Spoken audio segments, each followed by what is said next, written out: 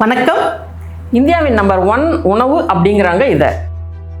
விருந்துகளின் ராஜா. மொத்த குடும்பத்தையும் மேசைக்கு கொண்டு வரும் ஒரு உணவு. உணவுன்றது வெறும் வயிறு மட்டும் இல்லைங்க, மனசையும் நிறைக்கணும். அதுல இதுக்கு முதல் இடம் கொடுக்கலாம். அதுதாங்க பிரியாணி. பிரியாணி, மட்டன் பிரியாணி. மட்டனோட ஜூசினஸ், அரிசி வேகிற பக்குவம், கரெக்டான அளவு மசாலா, இது எல்லாம் கரெக்டாக சேர்ந்தாதாங்க அட்டகாசமான பிரியாணி தயாராகும். எங்க வீட்டு ஸ்டைல் மட்டன் பிரியாணியை இன்னைக்கு இந்தியா சிஸ்டர்ஸ் கிச்சன் சேனலை செஞ்சு காட்ட போறது லதாவும் அம்முவும்.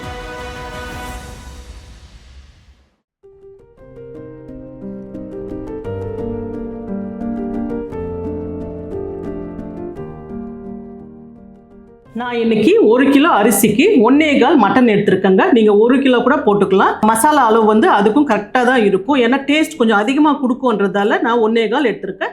நீங்க 1 கிலோ கூட போட்டுக்கலாம். இதை முதல்ல வந்து வேக வச்சுக்கலாம்.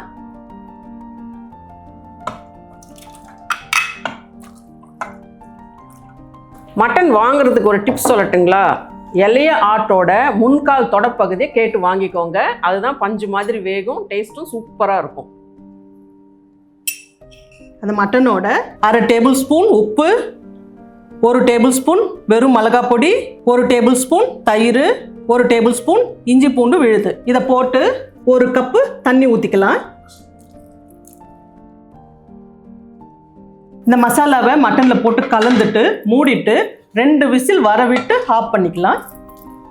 குக்கர் 2 விசில் வந்து ஆஃப் பண்ணி வச்சுருக்கேங்க. இதை இறக்கி வச்சிடலாம். இறக்கி வச்சுட்டு தாளிக்க ஆரம்பிக்கலாம். அதுக்கு முன்னே 1 கிலோ அரிசியை வந்து நான் கழுவி ஊற வச்சுருக்கேன். இது 1/2 மணி நேரம் ஊறணும். அந்த 1/2 மணி நேரத்துக்குள்ளே நம்ம மசாலா ரெடி பண்ணிக்கலாம். பிரியாணிக்கு 9 டேபிள் ஸ்பூன் எண்ணெயை ஊற்றிக்கலாங்க. இது 150 ml இருக்குது. இது காயட்டும். இது ரீஃபண்ட் ஆயில் தான் ஊற்றணும். இதுக்கு நல்லா இருக்கும். ரீஃபண்ட் ஆயில் யூஸ் பண்ணிக்கோங்க, எந்த பிராண்டாக இருந்தாலும் பரவாயில்ல. அது கூட 2 டேபிள் ஸ்பூன் நெய். நெய் ஊற்றுறதுல கூட ஒரு ட்ரிக் இருக்குங்க. இதை நம்ம 3 இடத்துல ஊற்ற போகிறோம், நோட் பண்ணிக்கோங்க. இப்போ ஒரு 2 டேபிள் ஸ்பூன் போட்டிருக்கோம். எண்ணெய் காஞ்சிடுச்சுங்க. இதில் 6 பட்டை, 6 லவங்கம், 6 ஏலக்காய், 2 அன்னாசிப்பூ, 1 ஜாவித்ரி, 2 பிரிஞ்சி இலை. இதை போட்டு பொரிய விடலாம். அது பொரிஞ்சதும் 7 பச்சை மிளகாய் கீறி வச்சுருக்கேன், இதையும் போட்டுக்கலாம்.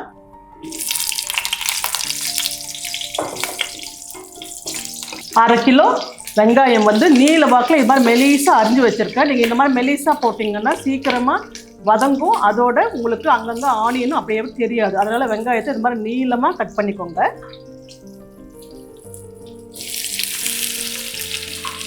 அரை கிலோ சொன்னேன் இல்லைங்களா, 4 பெரிய வெங்காயம் எடுத்தீங்கன்னா அரை கிலோ வந்துடும். வெங்காயம் பொன்னிறமாக வதங்கணுங்க. அது வரைக்கும் வதக்கி விடலாம்.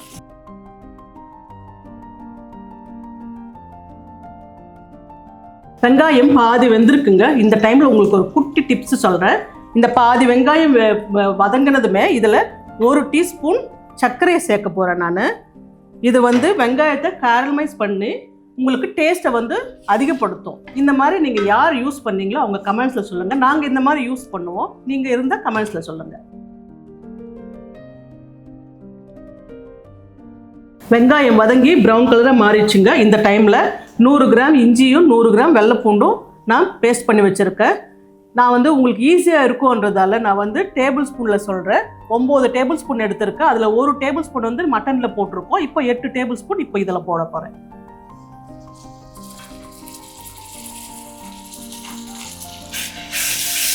வெங்காயம் வதங்கினதுமே இஞ்சி பூண்டு போடுறோம் இல்லைங்களா, இது வந்து நல்லா வதங்கணும்.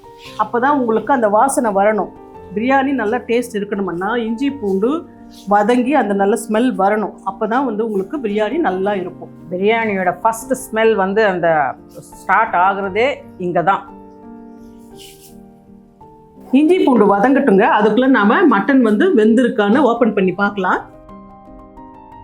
மட்டன் 3/4 பாகம் வெந்திருக்குதுங்க. இது போதும். நம்ம மறுபடியும் வந்து அரிசியோட நல்லா வெந்துடும் இது. இப்போ வந்து இதில் இருக்கிற தண்ணியை தனியாக வடித்து வச்சுக்கலாம். இஞ்சி பூண்டு வதங்கிடுச்சுங்க.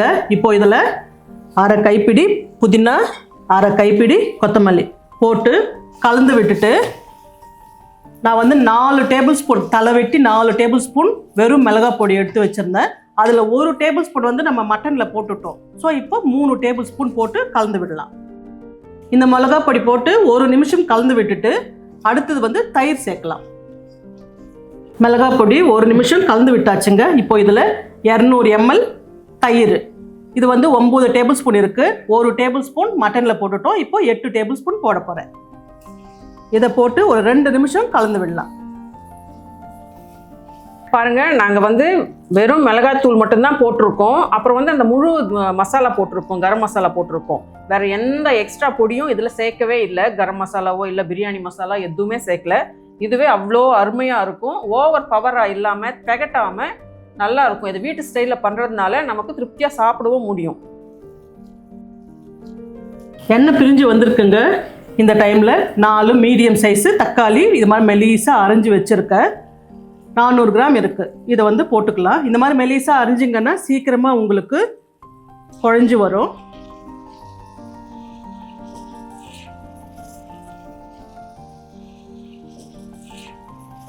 தக்காளி வதங்கிடுச்சுங்க. இப்போது வேக வச்ச மட்டனை போட்டு ஒரு 2 நிமிஷம் கலந்து விடலாம். அது கூட 1 டேபிள் ஸ்பூன் நெய். பாருங்கள், இது 2வது முறை சேர்த்துட்ருக்கோம். மட்டன் கலந்து விட்டாச்சுங்க. அரிசி வந்து ஊற வச்சு தண்ணி வடித்து வச்சுருக்கிறேன். 1 கிலோ அரிசி வந்து இந்த கப்பில் தலை தட்டி 5 கப்பு வந்திருக்கு. 5 கப்பு வந்துச்சுன்னா 1 கப்புக்கு 1.5 கப்பு தண்ணி அப்படின்னு பார்த்தா 7.5 கப்பு தண்ணி ஊற்றணும். இப்போ நாம் மட்டன் வடித்தது தண்ணி வச்சுருக்கேன். முதல்ல இது எத்தனை கப்பு வருதுன்னு ஊற்றிடலாம்.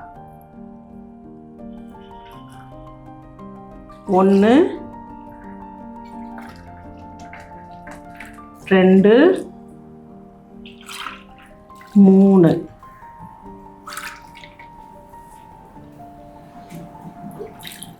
4 5 6 7 7.5 கப்பு ஊற்றியாச்சு. இதை கலந்து விடலாம். இந்த இடத்துல தான் நிறைய பேருக்கு வந்து தவறு நடக்கும். இந்த தண்ணி அளவில் தான் பாஸ்மதி அரிசிக்கு ஒரு பங்கு அரிசிக்கு 1.5 பங்கு தண்ணி ஊற்றுனீங்க அப்படின்னா கரெக்டாக வரும். இதில் இப்போ உப்பு போட்டுடலாம். அரை டேபிள் ஸ்பூன் வந்து நான் மட்டனில் போட்டிருக்கேன். இப்போ 2 டேபிள் ஸ்பூன் போட போகிறேன். இந்த டைமில் வந்து நீங்கள் உப்பு காரம் சரி பார்த்துக்கோங்க உங்களுக்கு தகுந்த மாதிரி. மட்டனும் தண்ணியும் கலந்து விட்டாச்சுங்க. கொதிச்சு வரட்டும் தண்ணி. இப்போது அரிசியை போட்டுக்கலாம்.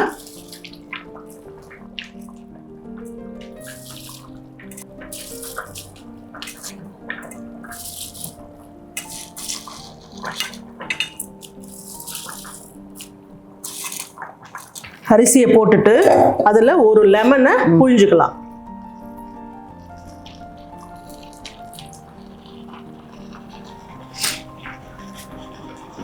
ஒரு கிலோ அரிசிக்கு ஒரு பெரிய லெமன் சைஸ். இதை புழிஞ்சிட்டு லைட்டாக கலந்து விடலாம். ரொம்ப கலக்காதீங்க, ஏன்னா அரிசி வந்து உடஞ்சிடும். ஒரு தடவை கலந்து விட்டால் போதும். இது கலந்து விட்டு அரிசியும் தண்ணியும் ஒரு லெவல் வர வரைக்கும் அப்படியே விடுங்க. அவ்வளோதான், போதும். ஒரே ஒரு முத மாத்தம் இதை மெதுவாக கலந்து விடலாங்க. தண்ணி நல்லா இழுத்துடுச்சு அரிசி. அரிசியும் தண்ணியும் கரெக்டாக ஈவனாக இழுத்துருக்குங்க. இந்த டைமில் அரை பிடி புதினா, அரை பிடி கொத்தமல்லி, 2 டேபிள் ஸ்பூன் நெய், மொத்தம் 5 டேபிள் ஸ்பூன் ஊற்றிருக்கேன் மொத்தமாக சேர்த்து. இதை ஊற்றி கலந்து மூடிடலாம். இது மாதிரி 3 முறை நெய் வந்து பிரித்து ஊற்றணும் அப்படின்னா மசாலாவிலையும் மட்டன்லேயும் அரிசிலையும் நல்லா இறங்கி டேஸ்ட் சூப்பராக இருக்கும். இப்போ இதை மூடிட்டு இறக்கிடலாங்க. இதில் கடாய் வச்சு இதை நான் சூடு பண்ணி எடுத்துன்னு வந்திருக்கேன். உள்ளே இருந்து சூடாக தான் இருக்குது. இது சூடு பண்ணிவிட்டு ஹை ஃப்ளேமில் வச்சு நல்லா சூடாகணும். சூடானதுமே இது மேலே வச்சு வெயிட் வைங்க. இது மேலே இன்னொரு வெயிட்டை வச்சு 10 நிமிஷம் சிம்மில் அப்படியே விட்டுடுங்க. இது ஹையில் எவ்வளோ நேரம் இருக்கணும்? இப்போ 2 நிமிஷம். இது நல்லா புகை வரும் சுத்தியும். அந்த டைமில் சிம்மு பண்ணிவிட்டு 10 நிமிஷம். 10 நிமிஷம் ஆயிடுச்சுங்க. ஆஃப் பண்ணிவிட்டு இதை ஒரு 5 நிமிஷம் இறக்கி வைக்கலாம். இந்த சூட்லேயே ஒரு 5 நிமிஷம் இருக்கட்டும். அப்புறம் ஓப்பன் பண்ணி பார்க்கலாம்.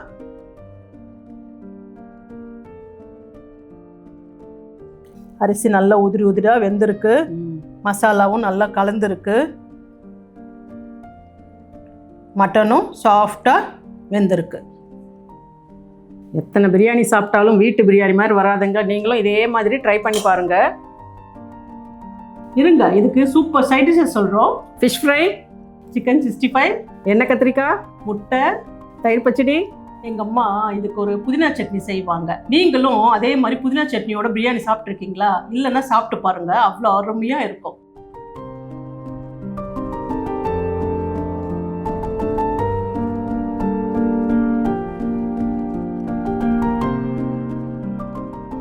இந்த சைட் டிஷ்ஷுங்களோட பிரியாணி சாப்பிட்டா ஒரு முழு விருந்து சாப்பிட்டா திருப்தி கிடைக்கும். அடுத்து என்ன பிரியாணி செஞ்சு காட்டணும்னு கமெண்ட்ஸில் சொல்லுங்கள். இந்த வீடியோ உங்களுக்கு பிடிச்சிருந்ததுன்னா லைக் பண்ணுங்கள், ஷேர் பண்ணுங்கள், கமெண்ட் பண்ணுங்கள். மறக்காமல் சப்ஸ்கிரைப் பண்ணி வச்சுக்கோங்க. அடுத்த வீடியோவில் பார்க்கலாம். நன்றி, வணக்கம்.